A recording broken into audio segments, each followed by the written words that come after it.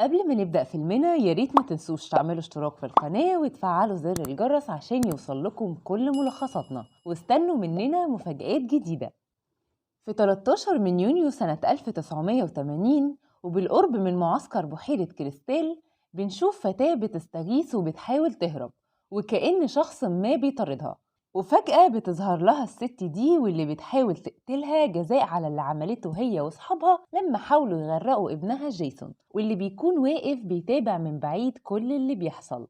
لكن بتنجح البنت إنها تقتل أم جيسون وتهرب، وبيوصل جيسون عشان ياخد سلاح والدته وسلسلتها، وكمان ما بينساش رسالة والدته اللي كانت بتحرضه على قتل الناس وعقابهم على فعلتهم معاه ومعاها. وبنرجع لوقتنا الحالي مع مجموعة شباب في رحلة بالقرب من معسكر بحيرة الكريستال برضو، وبيقرروا يخيموا في نفس المنطقة. وبنشوف ريتشي اللي بيبلغ صحابه بأن معسكر بحيرة الكريستال اللي هم فيه مغلق من فترة بسبب قصة جيسون ووالدته اللي قتلت كل المشرفين اللي هنا قبل ما تتقتل. وقررت الحكومة غلق المعسكر لنفس السبب، لكن بيرد عليه واحد من صحابه وبيحاول يطمن باقي زمايله، وبيقول لهم إن في أكتر من بحيرة بنفس الاسم ده ممكن يكون هي اللي حصل فيها الجريمة. ولما بيتحرك وايد عشان يستكشف المكان فجأة بيظهر له شخص ملثم وبيهجم عليه، وبيكون هو جيسون. وفي نفس الوقت بتكون واتني مع مايك وبيوصلوا لمعسكر بحيرة الكريستال، والفضول بيدفعهم يدخلوا عشان يعرفوا صحة كلام ريتشي عن الموضوع. لكن واتني بتكون متحفظة على وجودهم في المكان، وهم بيكتشفوا المكان بيلاقي مايك سلسلة جيسون اللي فيها صورة والدته، وبيبلغ مايك واتني إن الست اللي في الصورة واللي هي والدة جيسون بتشبهها بصورة كبيرة. وكمان بيشوف اسم جيسون محفور على سرير في البيت، ومن هنا بتنصحوا واتني إنهم يخرجوا من المكان. وبنرجع لريتشي اللي بيروح يطمن على وايد اللي بيتأخر عليهم، فبيلاقي جهاز التعقب بتاعه مرمي على الأرض ووايد مقتول جنبه. وبيوصل جيسون عشان يهجم على أماندا وبيسمع صوتها ريتشي، وهو راجع عشان ينقذها بيتعثر في فخ من الفخاخ اللي عملها جيسون عشان يشوف بعينه أماندا وهي متعلقة على فرع شجرة وتحت منها النار بتاكل فيها. وفي الوقت ده بيكون مايك وواتني لسه في منزل جيسون واللي بيهجم عليهم مرة واحدة، ولما بيحاول مايك يهرب بيمسك فيه جيسون بعد ما بيصيبه في جسمه. وبتهرب واتني من البيت عشان توصل وتشوف أماندا وهي بتتحرق، ولما بتحاول تساعد ريتشي بيوصل جيسون وبيقضي عليه. وبعد 6 أسابيع من اللي حصل بنشوف مجموعة شباب بيوصلوا لنفس المكان في رحلة تخييم، وبيوصل في نفس الوقت كلاي اللي بيبحث عن واتني أخته، وبيحاول إنه ينشر صور لأخته المفقودة، وده بيعرضه لمشاكل مع صاحب المكان وبعض الشباب اللي كانوا موجودين في نفس المكان.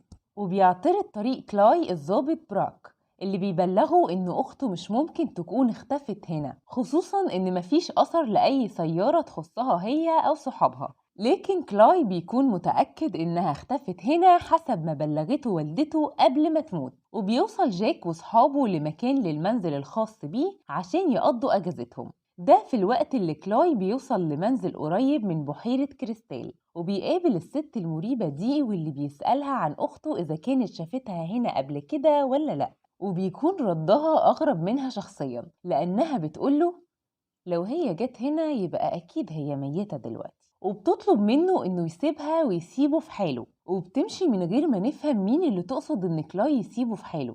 وبنرجع لجاك وأصدقائه اللي بيكون عايشين حياتهم ومش عارفين إيه اللي في انتظارهم في المكان ده، وبيكمل كلاي بحثه عن أخته لحد ما بيوصل للشخص ده واللي بيعرض عليه صورة أخته إذا كان شافها هنا قبل كده ولا لأ، لكنه مش بيفيد في أي حاجة. وبيقرر 2 من صحاب جاك هما نولان وتشيلسي إنهم يخرجوا بعربية جاك بره المنطقة، فبيديله مفاتيح العربية وبيحذره من إنه يركب المركب بتاعه اللي موجود في النهر. وفعلا مش بيسمع نولان كلام جاك وبيركب المركب بتاعه لحد لما بيشوفهم جيسون، وبيرمي نولان بسهم في دماغه وبيموت عشان المركب ياخد طريقه في اتجاه تشيلسي، ومش بتلحق تفادي المركب وبيخبطها، لكنها بتعرف بموت نولان وبتشوف جيسون وبتحاول تهرب منه لما بتشوفه مسلح، لكنه بينجح انه يقتلها. وفي الوقت ده بيكون كلاي وصل للمنزل اللي فيه جاك عشان يقابل جينا صديقة جاك، واللي بتعرض عليه إنه يدخل المنزل، لكن جاك ما بيكونش مرحب بيه وبوجوده، عشان كده بيرجع وبيخرج.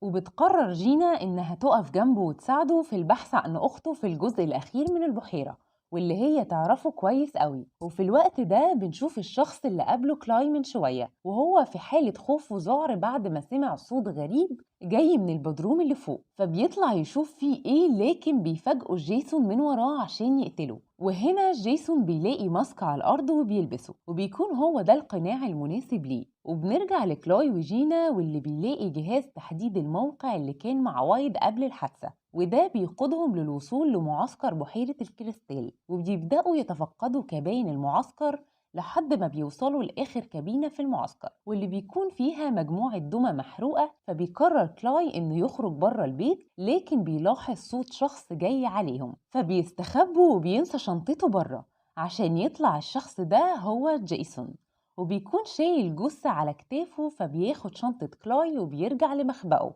فبتقرر جينا إنها ترجع لأصحابها بسرعة عشان تبلغهم وتحذرهم منه. وفي طريق رجوعهم بيكون جيسون مادد سلك جرس بحيث اللي يعدي عليه لما يخبط فيه يسمع عنده في المكان اللي قاعد فيه تحت في الأنفاق. وبنشوف واتني اللي بتسمع صوت الجرس، وبنعرف إنها لسه حية بسبب إن جيسون فاكرها والدته عشان الشبه اللي بينها وبين صورة والدته اللي على السلسلة.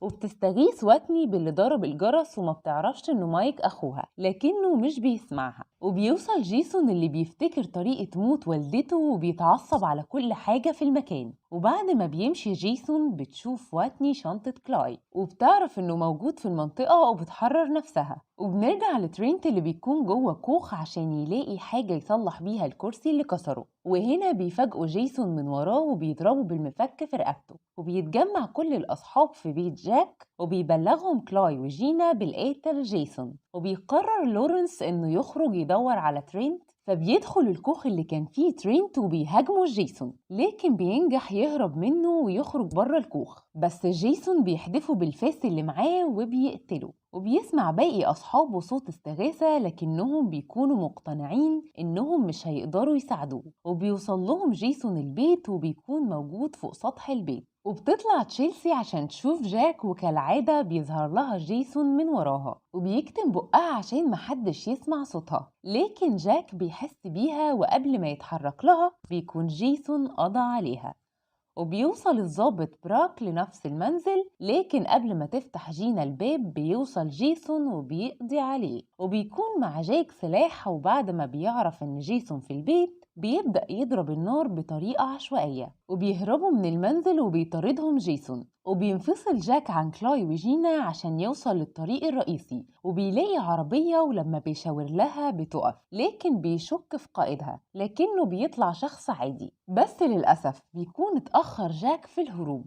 وبيوصل جيسون وبيعلقه في السياخ بتاعة العربية. وطريق هروب جينا وكلاي بيقودهم للمنزل اللي دخلته واتني أخته وصديقها ماك، عشان يسمع كلاي صوت استغاثة واتني واللي بتكون سعيدة لما بتقابل أخوها. وبيفكها تاني بعد ما حاولت الهرب قبل كده ومسكها جيسون. وبيوصل لهم جيسون وبيحاولوا يهربوا، لكن مش بيلاقوا مكان في النفق مفتوح، فبيخرجوا من فتحة الصرف عشان يخرجوا بره البيت، لكن بيكون جيسون مستنيهم وبيضرب كلاي اللي بيغمى عليه. بس بتنجح واتني إنها تهرب منه هي وكلاي عشان يدخلوا جوه منزل تاني. وهناك بيقابل جيسون كلاي وبيضربوا بعض، وبيشغل الآلة جيسون عشان يقتل كلاي. لكن جينا واللي بيكون جيسون فاكرها والدته بتقوم بدورها وتوريه السلسلة وبتطمنه إن كل حاجة تمام. وبيقوم كلاي ضارب جيسون في ظهره ومعلقه من رقبته بالسلسلة عشان الآلة تسحبه ليها وتقتله. وبعد ما قتلوا بيقرروا ياخدوا جثته ويرموها في بحيرة الكريستال، لكن قبل ما يمشوا بيظهر تاني جيسون وبياخد واتني. وبيخلص الفيلم على كده، وإلى اللقاء في الجزء القادم. ما تنسوش اللايك والاشتراك.